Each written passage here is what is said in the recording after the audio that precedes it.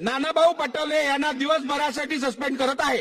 सन्माननीय सदस्य लोणीकर आणि राज्याचे कृषी मंत्री ज्या पद्धतीनं सातत्यानं शेतकऱ्याचा अपमान करतात आहे, चिठ्ठी पाठवा, चिठ्ठी। शेतकऱ्याचा अपमान करतात आहे अध्यक्ष महाराज। हा अपमान आता राज्यातला शेतकरी अन्नदाता सहन करणार आहे अध्यक्ष महाराज। या राज्याच्या मुख्यमंत्र्यांनी या राज्याच्या शेतकऱ्यांची जाहीर माफी या सभागृहात मागितली पाहिजे अध्यक्ष महाराज। हे चुकीचं आहे, चुकीचं आहे। सभागृहाची बैठक 5 मिनिटांसाठी स्थगित केली जात आहे।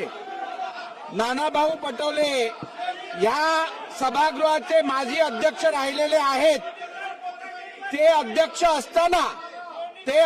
असताना या सभागृहात राजदंडाला स्पर्श केल्यानंतर काय कारवाई करावी या संदर्भातलं रुलिंग झालेलं। त्यामुळे नानाभाऊ मला तुम्ही पुढची कारवाई करण्यासाठी अजून मजबूर करू नका। अशा प्रकारे अध्यक्षांवर जणू काही अध्यक्षच दोषी आहेत अशा पद्धतीनं अध्यक्षांवर धावून जाणं हे या सभागृहात आम्ही पहिल्यांदा पाहतोय।